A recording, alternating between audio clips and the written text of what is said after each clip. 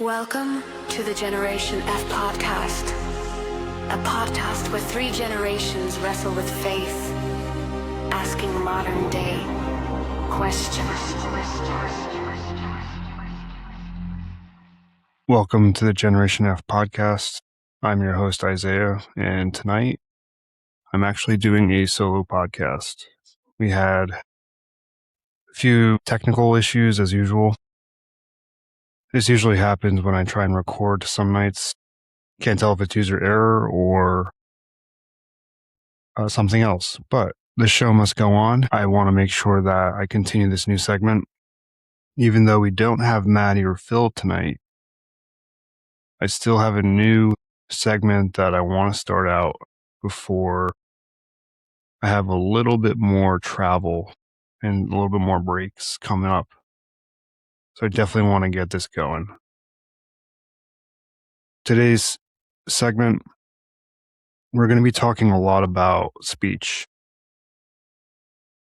Spent the last 3 episodes going into pretty good detail with the eyes, how the eyes can kind of be that first entry point to what we do and what we kind of create for our focus and our adoration and where our heart kind of turns to.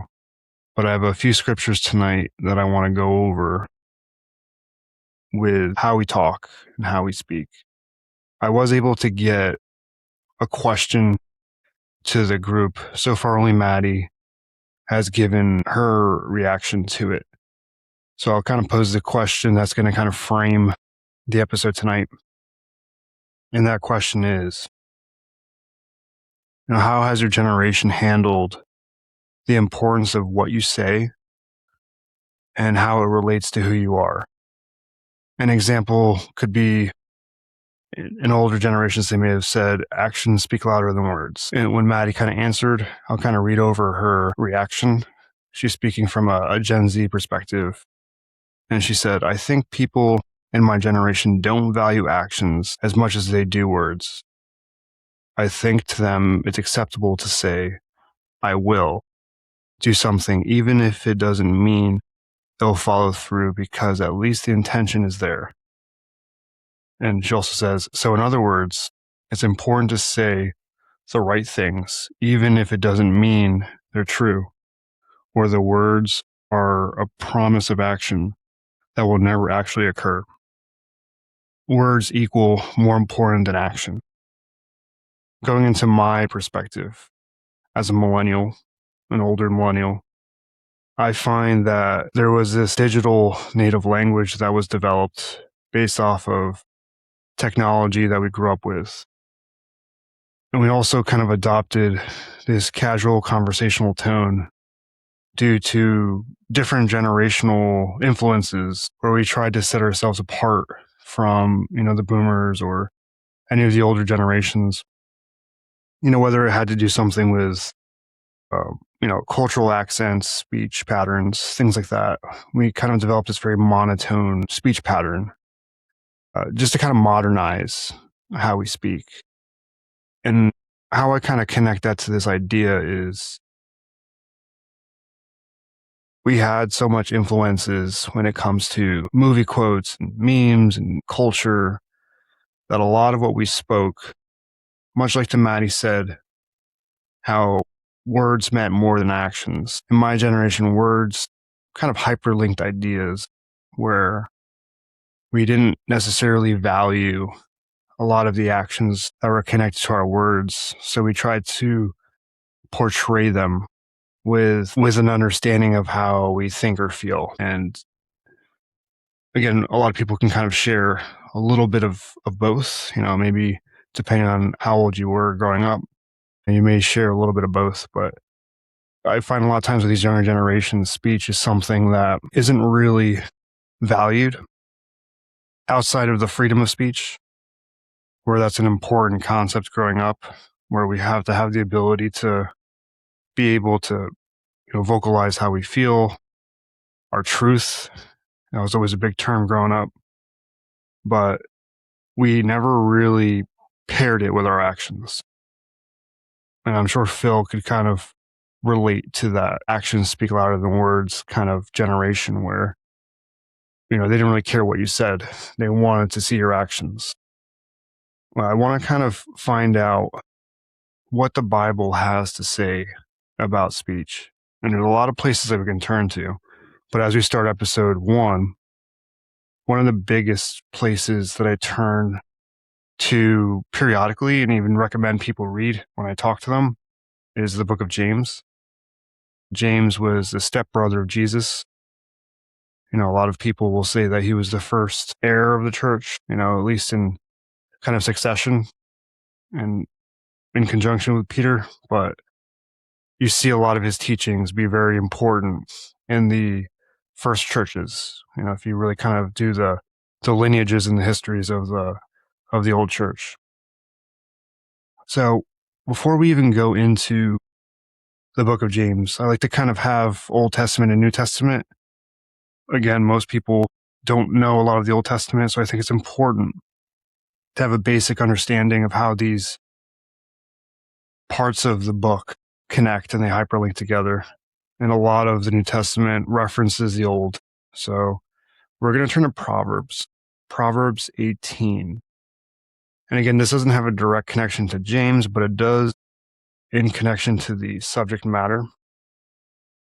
Since it's just you and I tonight, I'm actually going to read the whole chapter or the whole section, and we'll be able to kind of just take our time with things. And who knows, maybe I'll like solo podcasts and I'll do a couple here and there, but we'll find out. It's kind of awkward when you're just talking by yourself. So in Proverbs 18, I'm reading out of the NIV for those who are interested. Not because I like it, just because it's what makes the most sense for right now. And it says, "An unfriendly person pursues selfish ends, and against all sound judgment starts quarrels.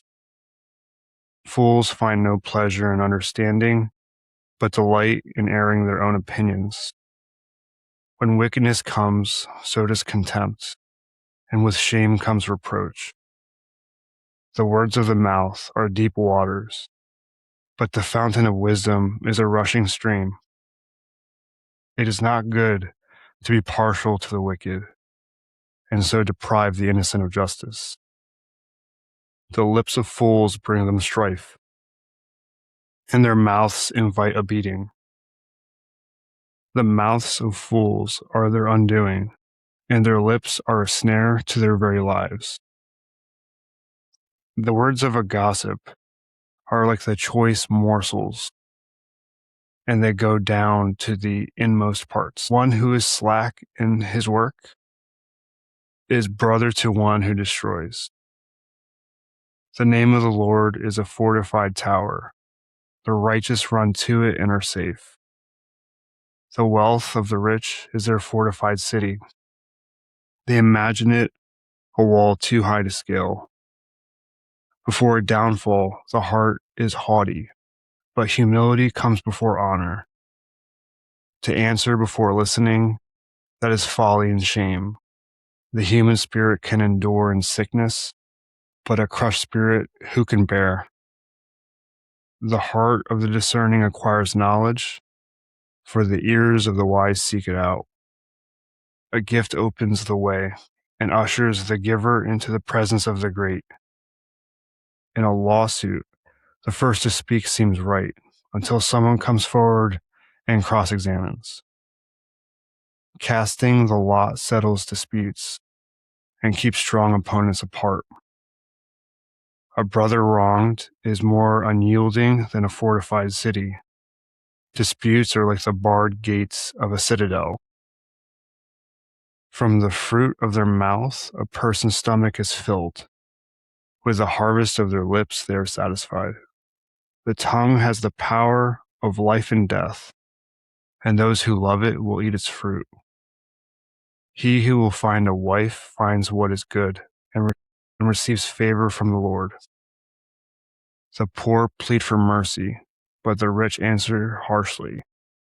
One who has unreliable friends soon comes to ruin, but there is a friend who sticks closer than a brother. All right, so what was Proverbs? Proverbs was written by King Solomon.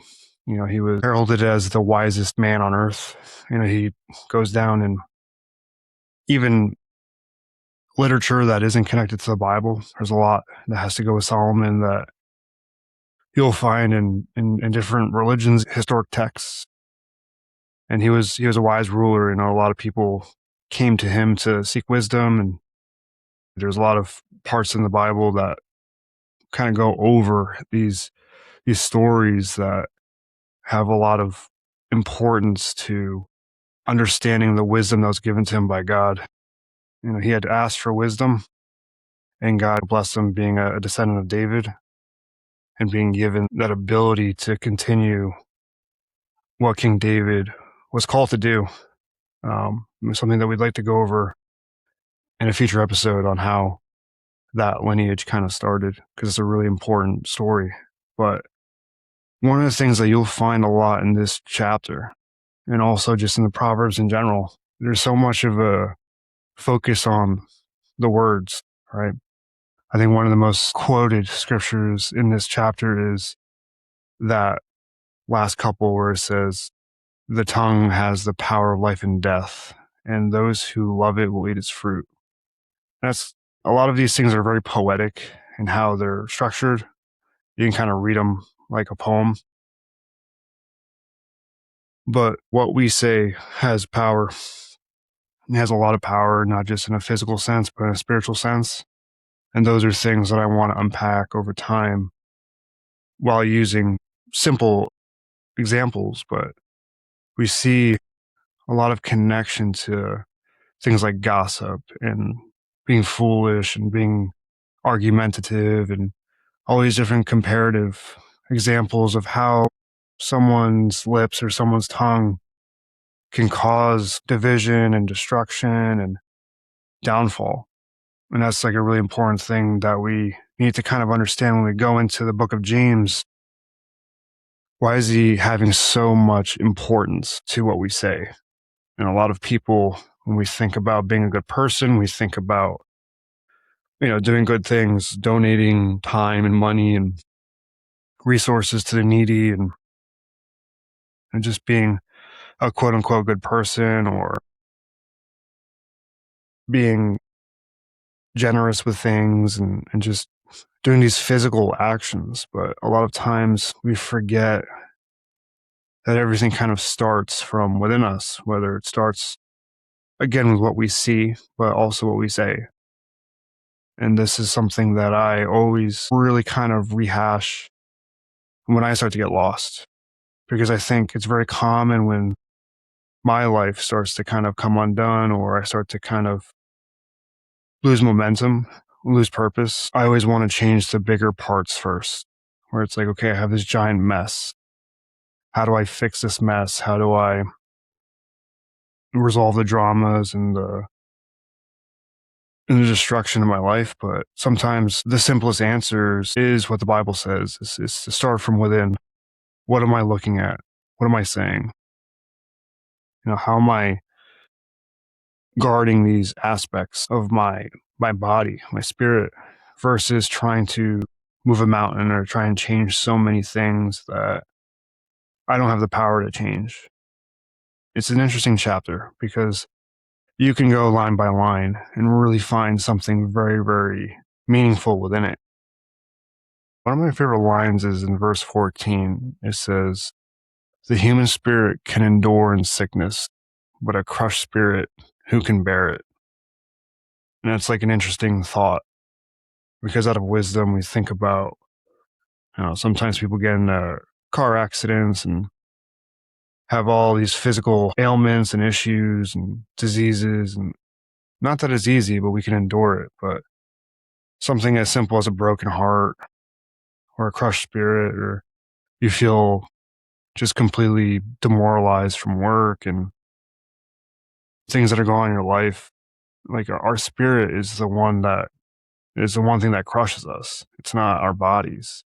Even though we feel pain and we bleed and we go through all these physical hardships on earth, like those almost seem easy in comparison to when we feel that internal pain. I always found that line very interesting because in perspective, we don't really think that way. sometimes we try and internalize the issues that we have and just kind of push them off to the side and think that, they're not going to affect us. And we just kind of go through life feeling the physical, but not realizing that the biggest thing that's really tearing us down is that crushed spirit. Yeah, so going into the New Testament, we have the book of James. This is an interesting chapter, chapter 3. I might actually read the whole chapter because we have the time and it's just me. There's a lot of really interesting parts in this chapter that I'm going to kind of break down and dissect, especially the first part. I always read this over and over again, and it kind of gives me chills sometimes, but the title of this chapter is called Taming the Tongue. Okay. So it says, "Not many of you should become teachers, my fellow believers, because you know that we who teach will be judged more strictly. We all stumble in many ways. Anyone who's never at fault and what they say is perfect, able to keep their whole body in check." I think that line itself is very humbling because, what does God perceive as a teacher? Am I a teacher? Is Phil a teacher? Is Maddie a teacher? Are you a teacher? Like, what is the dividing line? That's why I'm always so careful with what I say because of that one line. My brain always goes to that one line. We will be judged more strictly. And that can be perceived in a lot of different ways, both spiritually, but also physically. Like the idea of me having some kind of an effect on someone's spiritual life, puts me in like a stricter seat where I do have to kind of be careful of what I say. And I try to be frugal with my opinions because I do want the Bible and, Jesus and God to be what develops the opinion and the conviction and all these different things that someone can learn from reading. Because if I interject what I feel is right and it's not, then, that could fall back on me.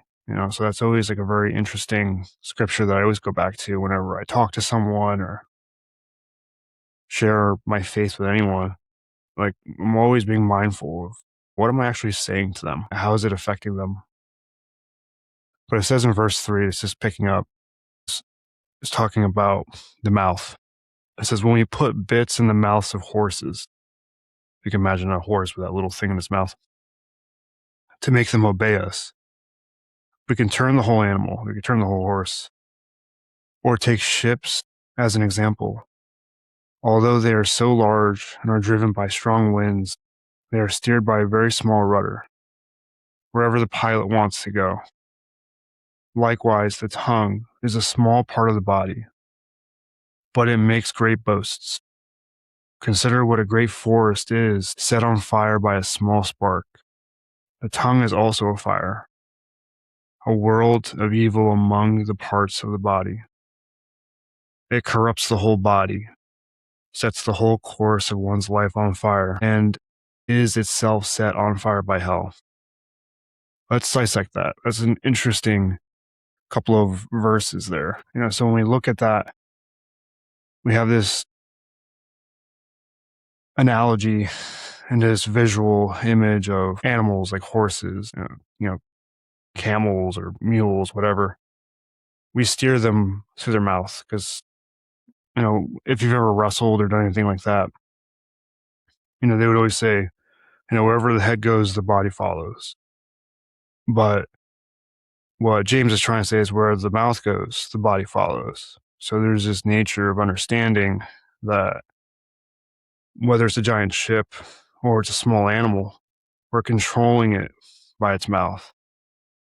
And then he's trying to dive a little deeper. Like we're controlled by even something smaller. It's the tongue. We're not talking about the jaw or the cheekbones and all this different stuff. It's just one muscle, but it's what comes out of it. And I think that's very interesting because, we really can set a fire in our lives by how we say things and how we can just allow what we say to be true. A lot of people will say things like, visualization when they're doing something, say something over and over again, and it'll come true, or to focus on something. And I think there's some validity to that, but you have to be careful. But it's more so the understanding that what we say truly does change our focus, and it changes how we perceive things and thoughts. Yeah, so it kind of reminds me of that rice experiment, if you guys ever heard of that. And I don't know how credible it is. They would essentially have, and I can't really cite the study, but they had like different containers of rice, and they would say, nice things to one container. They would ignore the other. They'd be mean to one over like a 6 to 12 week period or something. And then you would see like the degradation that would happen to the rice over time. And it's kind of used in like more of like a new age lens to kind of say, what we speak kind of has some kind of power. But I think spiritually it's very true. So we have this idea that what we do say creates this physical, you know, result that we can experience, and just even the mind. Even as an athlete, one of the things that I always failed is to talk positively about my abilities. I would always have issues in competition because I would expect defeat or failure. And I would just say things that were almost passive aggressive or demeaning to myself, thinking that it would just somehow inspire me to do better, but it would always result in a negative outcome. And I think that's just kind of along the same line of it. It's that small member in our body has so much ability to control us. But like with that rice experiment, it really does kind of paint a picture to what James is trying to say. We're not a giant ship, we're a human being, but we're controlled by this little muscle that can really destroy our body, destroy our mind, our soul.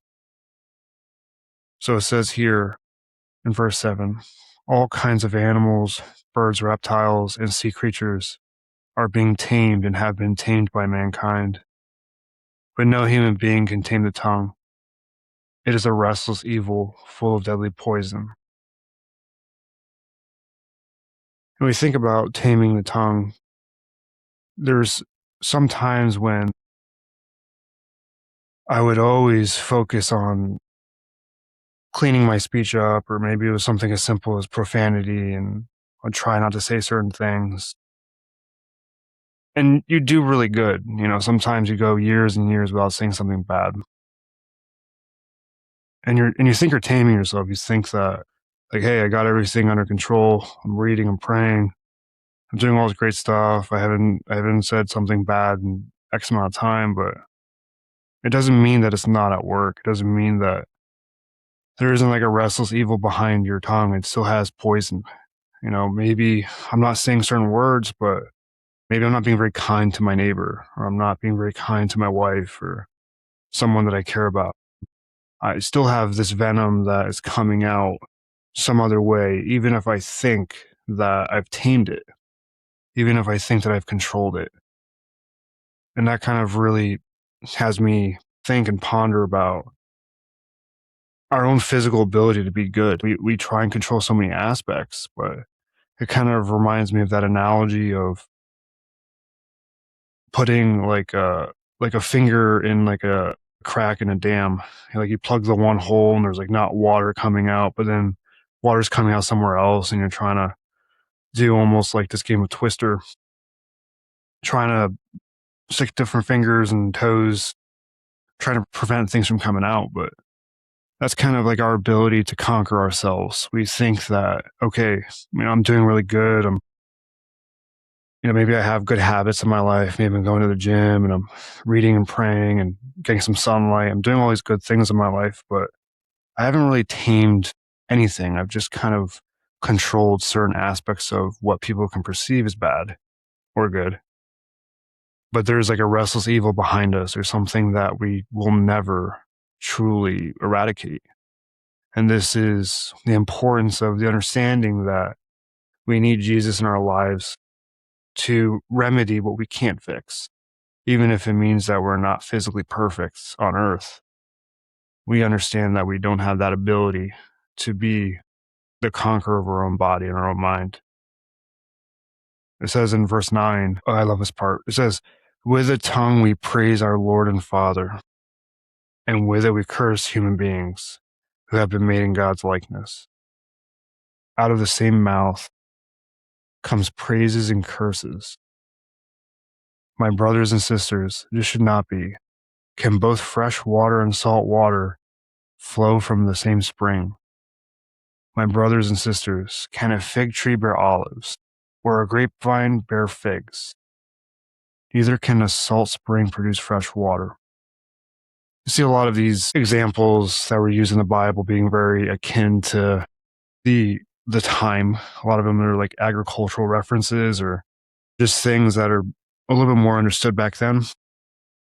You know, if the Bible was written today, it'd probably give a lot different examples. Like, can you fit an iPhone cable into an Android device? Yeah, probably not. You know, so you have to think of it in terms of how they're wording it based off of how people would understand it. And what James is trying to have people understand is even though we have this tongue, we use it for good things. We use it to worship and to, pray and to say good things to others. But in the same way, we also use it to speak wrong of others, to make fun of people, to be condescending, to be judgmental. We can even do it in the same hour, I've had times where I've finished praying and reading and listening to a podcast that was really influential to my spirit. And then 30 minutes later, I'm watching an Instagram reel and I'm laughing at someone because, they did something that I'm judging them about. And I'm literally being in this same contradiction.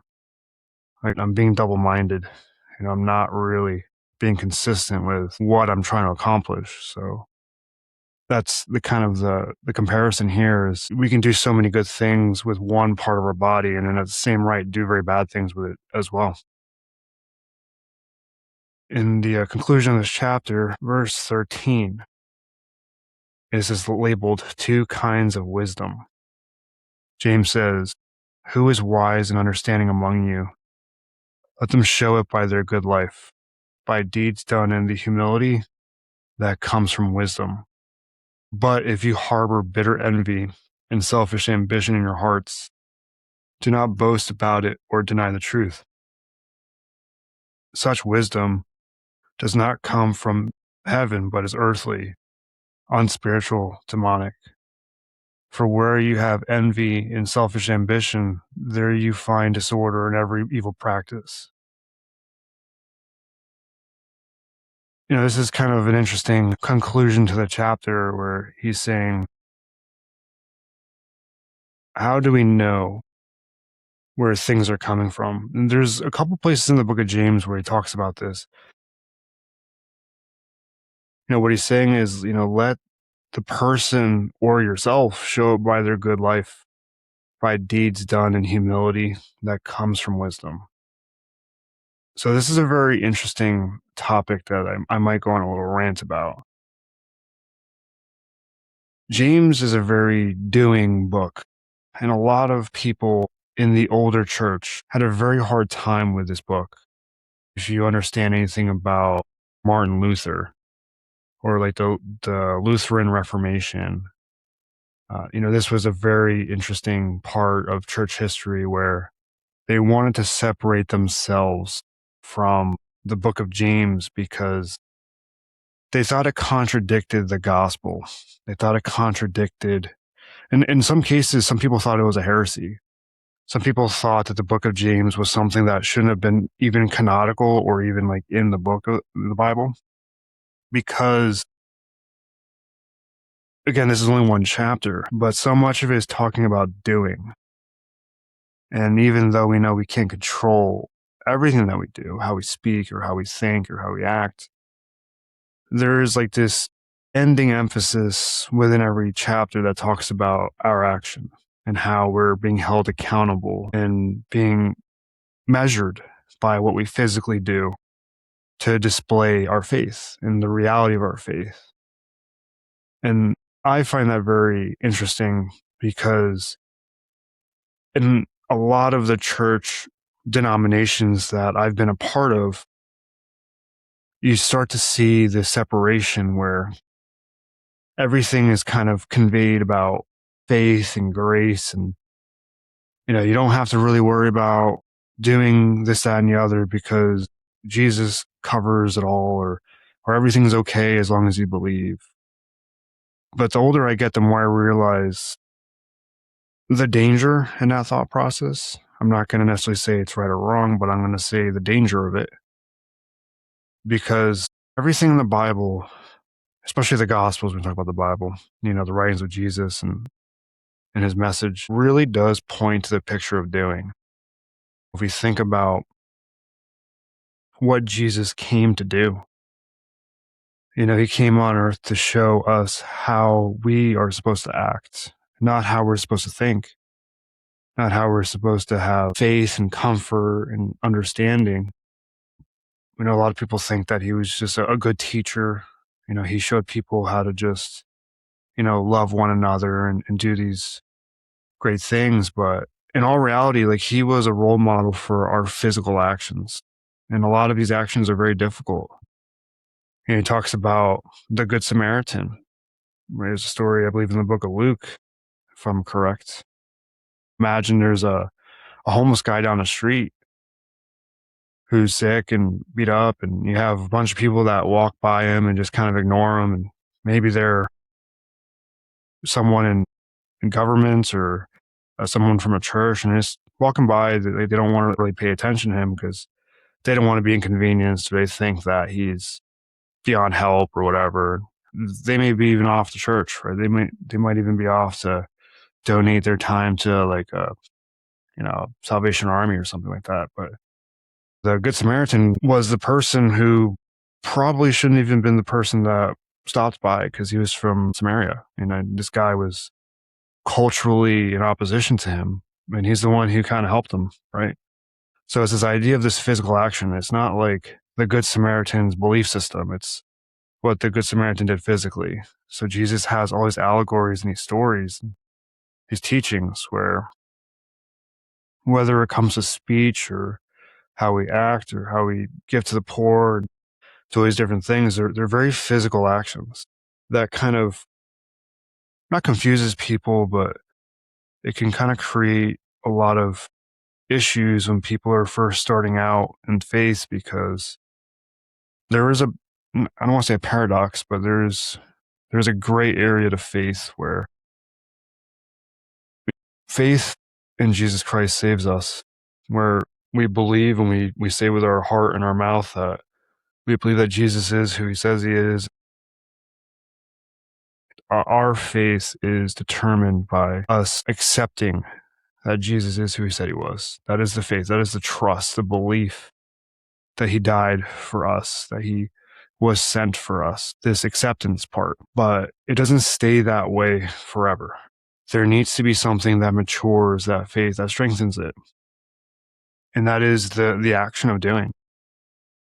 And that's a very crucial part. It's very similar to if I had someone that came to the gym and I'm like, this is great. Like if I have a client, I'm like, oh, this is great. You're coming to the gym. You're believing that you're worth fitness, you're worth help.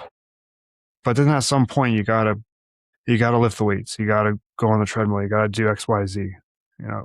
Just coming to the gym isn't enough anymore. Like, you need to mature this pursuit. You need to show fruit that you actually want to get better, that you want to get stronger, that you want to succeed in the things that you desired. And that is very similar to faith in the sense that the belief is kind of like going to the gym. Like, you're in the door. Like, you get it. Okay. I'm not in this pre-contemplation phase in my spiritual, life. I've gotten myself through that first part, and that is what saves me. But eventually, how do I strengthen myself to continue? It's not necessarily by having more faith, however you define that. There is an aspect of physical action that needs to happen from what we do. And if you question that, you just have to kind of read the Gospels. Like, what did Jesus tell us to do? He said first to feed the poor, clothe and shelter the widows, and the needy. Right? Those are pretty specific directions. That, like, there wasn't a lot of room for play. There wasn't a lot of room for debate.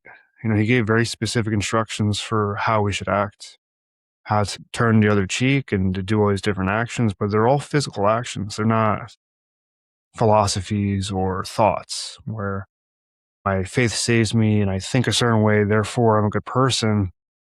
There is like a physical action that is required for us to really kind of receive that next level, that next growth period in our spiritual life.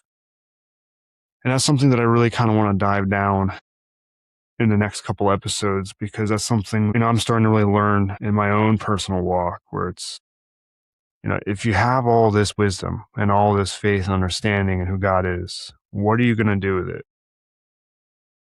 And that's something that I myself wrestle with on a daily basis, because I do have a lot of understanding. I do have a lot of knowledge of who Jesus is and of the Bible, but how do I not appear as a hypocrite to others when I tell them that I'm a believer, right? I was talking to someone in the gym the other day, and I was talking about the same thing, where I told them that I think one of the worst things that I could tell someone is that I'm a believer in Jesus, because, the Bible says even the demons believe in Jesus, right? Like, believing doesn't really mean a lot after a certain point. It's what do you do with it? I'd rather be called a doer in Jesus, or someone knows me as someone who physically has action and does something. And it doesn't necessarily mean that I have to be on a street corner handing out, tracts and things like that. But, how does someone see me as someone who follows the teachings of Jesus versus someone who just has a shirt and says these things, but then doesn't live that same life? And that's something that I'm always trying to address in my own personal life, where how do I not appear as a hypocrite?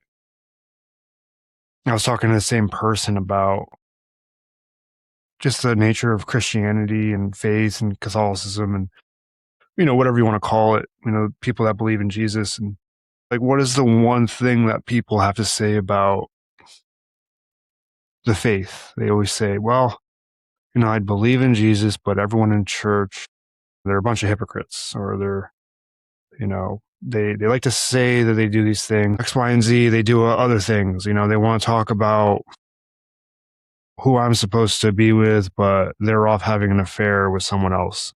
They always have these like very, very rightful comparisons to why they wouldn't want to be a part of the faith.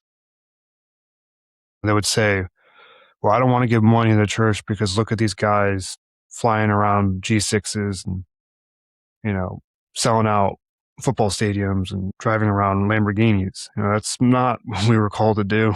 That's, if anything, the complete opposite of Jesus' teachings. He said that the meek would inherit the earth, not the rich, and not the people who profit off of the name of God. And that's something that, I always think about. One of my mentors would always tell me is he would always say that sometimes you're going to be the only Bible that someone ever reads. And what are they reading when they see you? So my actions, my doing, sometimes has a lot more weight than just what I believe in or what I think I am. Someone's always reading me. That's something that I always understand as a trainer, as a coach. Whenever I'm with a client, I always know that someone in the room is looking at what I'm doing, whether it's another trainer, another client. And I always want to give the client that I'm with my undivided attention and be very present and very respectful and very professional with them, because I want to be a good practitioner, and I want to make sure that I'm doing what I feel I'm called to do as a Christian is to be a good worker and to be very engaged with this person professionally. But in the same vein, I also know that someone else is watching. Someone else can be a potential new client or someone else that might have just something positive or inspirational to say about it. Or maybe I can help someone just by them seeing me do something good with someone. I have a lot of people that come up and say that. But that's the same thing with us spiritually, where if someone sees you as a believer or someone who's learning about faith and learning about Jesus and you're acting completely different or you're saying things that are completely different than what they would perceive you should be saying, like you're the only Bible that they're reading, so they might be completely turned off from the idea of having faith because of something that I say or something that you say. So that's always something that I'm always thinking about. Like, what chapter of the Bible is someone reading when they're looking at me? Or are they reading some other book? I've showed people a lot of other books some days, and that's something that kind of goes back to the things that we can't do that are perfect. But I think just understanding the gravity of our actions is an important part. It's kind of like the first step to getting sober is to accepting that you have a problem, right? The first step to knowing that Jesus needs to help you is accepting that you're not doing something right. I want to finish up with this last verse or two, just because I'll probably end up ranting forever. I have a tendency to do that. It says in verse 17, but the wisdom that comes from heaven is first of all pure, then peace loving, considerate, submissive, full of mercy and good fruit, impartial and sincere. Peacemakers who sow in peace reap a harvest of righteousness. And just to kind of pair these two ideas together, I'm sure it's been a while since I've been talking about this. In the preceding three verses, James was talking about, okay, well, how do we know if wisdom is coming from above? Well, first of all, it's going to be shown in someone, done with humility, and you're going to know that there's some kind of wisdom coming from it. But then he kind of rehashes, okay, well, how do we know if it's not wise? How do we know if it's bad? He talks about someone harboring bitter envy, selfish ambitions, boasting about things that you're doing, denying the truth. This is not wisdom. This is coming from the other side, right? It's not spiritual. And then he kind of goes off once he talks about the evil part of the lack of wisdom. What is wisdom? And how do we know that it's coming from above? And that could be you coming from above. Like if you are pure of heart and peace, loving, considerate, submissive, merciful, you act like someone that has good character, you're impartial to things and you're sincere, you're what he calls a peacemaker. You're bringing peace to a situation. You're going to be able to bring forth that righteousness that James is talking about. And I love that idea because it kind of brings these two dividing lines. It's like, okay, like this is how you know something's bad. This is how you know something's good. I'm very binary and analytical when I look at things. Like I want to know the mechanics behind things. How do I know where something's coming from? And I think just to kind of tie that back into what I was talking about before with our actions. Okay, if someone wants to see you as wise or a good person or a believer or a Christian or a Catholic or Orthodox, how do you show that? Like, which form of wisdom are you going to demonstrate? Are you going to show them someone who's bitter because someone did something behind your back and you want to get even with them? Or do you have selfish ambitions that only serve you? Or do you want to represent the things that James is teaching, where it's okay, this is how someone knows that it's from good fruit? It's merciful, it's peace, loving, it's all these things. It's the opposite of the things that we have the general tendency of wanting to be. And that is kind of the antithesis of the Bible or the Gospels, where it's the things that Jesus is calling us to be. We're naturally not those things. We're not, or else it would just be too simple. Even something as simple as the golden rule. I was having this conversation with someone earlier. Everyone knows the golden rule to some degree, and it says, do unto others as, they would have them do to you. But the first word in that rule is do. It is doing. It's not believe in others as they would believe in you. It's do unto others. So there is this pinnacle idea, this framework in the book of James where it's talking about a lot of different things. It's talking about how to act, how to talk, how to treat other people. It's only 5 chapters in this book, but honestly, they're one of the most important chapters that I can think of turning people to really kind of understand how they should act. But it talks about that idea where it's like, okay, do unto others. We have to physically do things for them to understand that we're different. And like, if we're not different, why would someone want to be a part of what we believe in? It's almost like going to a gym and everyone there is just completely, out of shape, or they're injuring themselves, or they're doing all the wrong things. Like, you wouldn't really want to follow anyone. You wouldn't trust that anyone really knew what they were doing. But you might follow someone that's doing something different, even if it was maybe not the smartest thing in the world, but it's just the idea of the difference is alluring. It's captivating.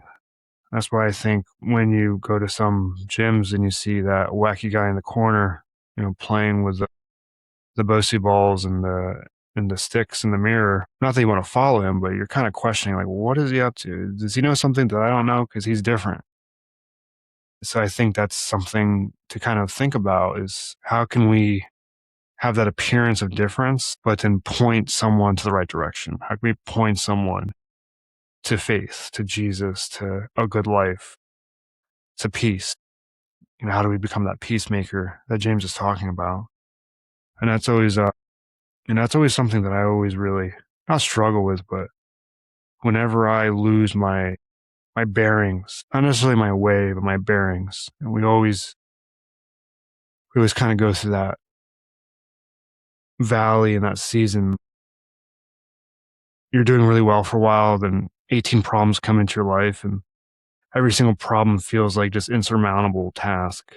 That's something that I've been battling with lately, mostly with work, but there's just so many different obstacles going on right now, but they're all just tearing me away from the base principles, where it's not necessarily taking time away from my reading and my prayer, but it's taking away from my time of doing, my time of putting into practice the things that I'm reading, where I'm just in that like ingestion phase where I am, reading and making some time and some concerted effort to pray over my food or pray as I'm walking to work and do all these little, not mundane tasks, but these kind of curated opportunities for me to express my faith. But I've been completely distracted from my ability to do things, my ability to act a certain way and to display my faith the way that I know that I'm supposed to be, displaying it.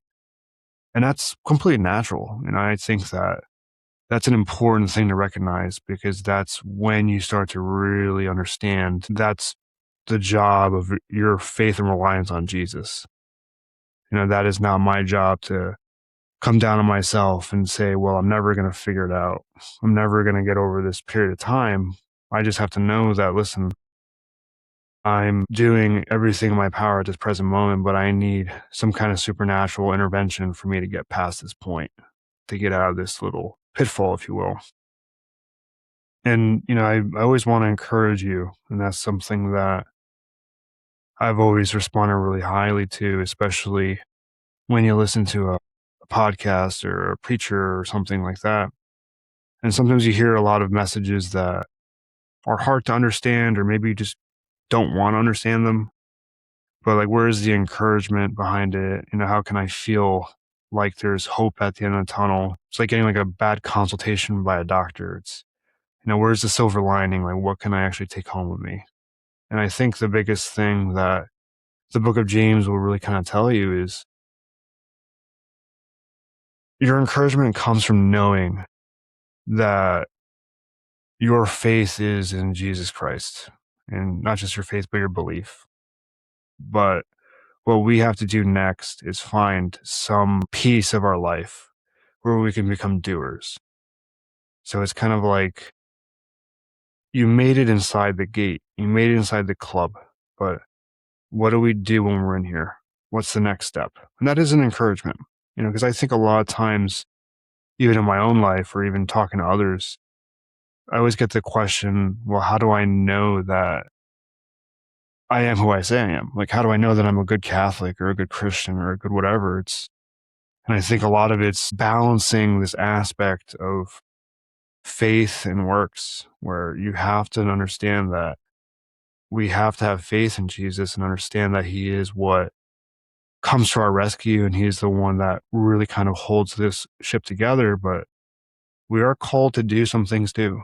I'm not saying you have to go sell your house and give to the poor in that regard, but there needs to be some kind of concerted effort to do in addition to what just serves you.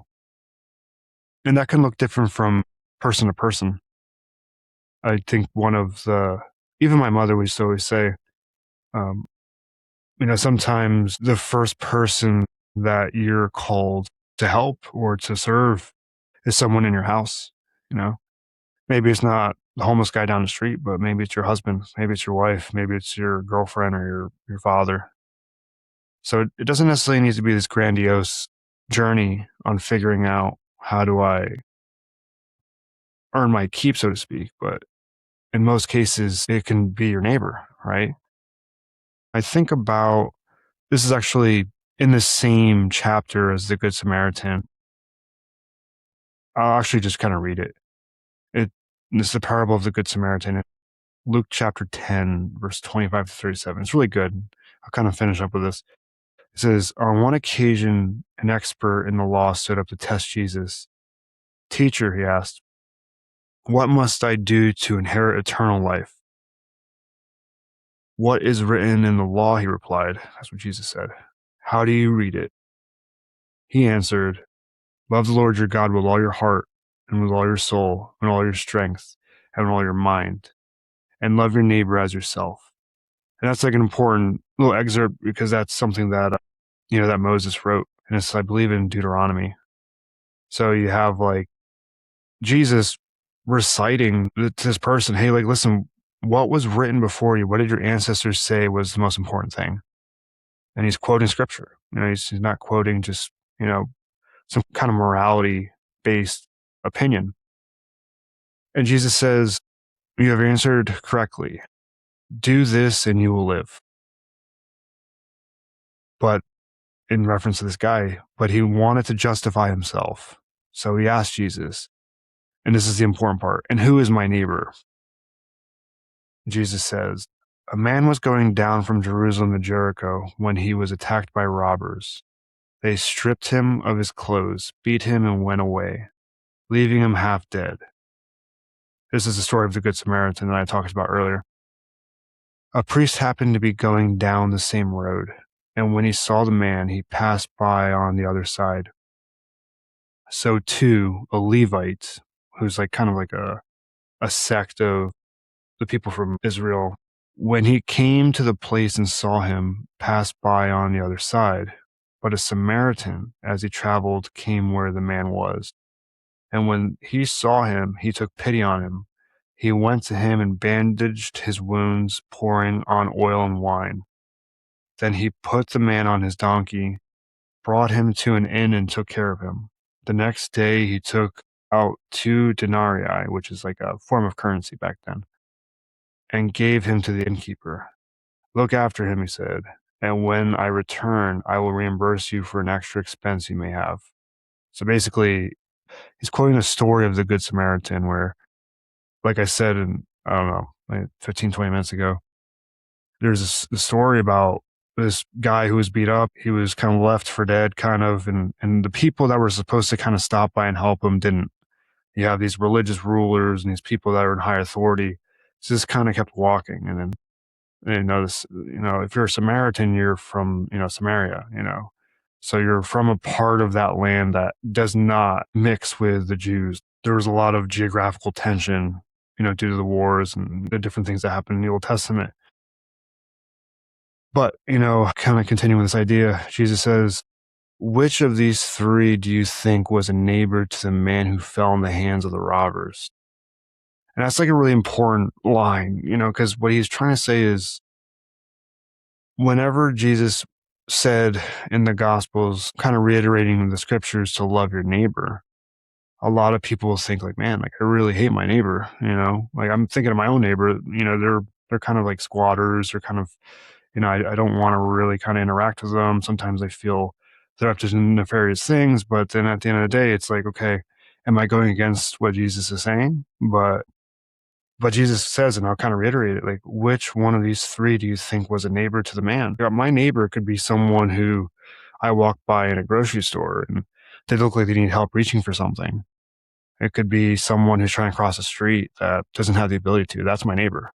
So Jesus is trying to say, like, hey, listen, stop trying to justify and, have like this like meta analysis of like who your neighbor is. Like, just think about like who next to you requires help, like who next to you is going to benefit from you being a good person, to you showing the love of Jesus. And that's what he's trying to kind of hit home. And the expert in the law replied, the one who had mercy on him. And Jesus told him, go and do likewise. So that's kind of like the ending idea where he's like, okay, you kind of already answered your question. You know what you're supposed to be doing. Go and do it. And later on in that chapter, the guy was kind of upset by that answer because he wanted to kind of outsmart Jesus. He wanted to kind of figure out like, hey, like I know the law. How can I get a work around the law? Like, how can I just kind of figure out, well, how do I define what my neighbor is? Maybe I can stay away from them. Maybe I can make sure I'm like jaywalking, when they're coming down. That way I don't need to help them. They're always trying to look for loopholes. Like, we're always trying to look for loopholes to do good. So that's what Jesus is really trying to kind of hit home is, well, whoever's in front of you is your neighbor. Your employee is your neighbor, your coworker, your boss, your wife, someone at a grocery store, someone at the gym. Like, that's your neighbor. Go and do likewise. That kind of ties really well back into the book of James, to be doers, not believers, and to understand that all kind of stems from the tongue. Like, okay, like if I can start to control, my eyes and my tongue, not by my works only, but by my understanding that I play a part in this, and Jesus is going to be the one that's going to help me through the times that I can't do it, and also the times that I just need a little bit more assistance. That starts to kind of put pieces together to understand, like, hey, how are we supposed to live? Like, what does it mean to not be a hypocrite? What does it mean to be a believer in Jesus Christ? And with that same idea, sometimes you saying a good thing to someone and not saying what you want to say, that's you helping your neighbor. Maybe you always have some kind of snarky remark for your neighbor or someone that would be the definition of it. But then you showing peace and love and kindness and like telling them like, hey, listen, like, is there anything I can do for you today? Like just these simple pleasantries, like you are embodying that same idea where it's not so much that you have to help someone who's beaten on the side of the road, even if that does happen. I hope you do. But it's this idea that we're starting to kind of put, tactile pieces together on how we should act. And when it comes to speech, sometimes that can be the part too. Like if I'm talking down to my wife or I'm speaking out of anger or frustration, I'm not helping my neighbor. I'm hurting my neighbor. I'm not showing a good cause for her to see who Jesus is. And we all fail. We all lash out and speak out of turn or have a bad day. But it's just that understanding that people are always reading us. They're always judging our behaviors. They're always trying to see like, hey, well, if this is how you act, why would I want what you have? Why would I want to be quote unquote different if you're just like everyone else? So in closing, I hope this episode wasn't too crazy. I don't know. First time I've ever done a solo podcast. I do have a tendency to ramble, but I hope that some things were said in here that you enjoyed or took to heart. Hopefully next episode I can get the gang back together. Hopefully there's no more technological difficulties. In the meantime, God bless, and I hope that this episode can speak to something in your life. Good night. Different generations, same questions, generation F.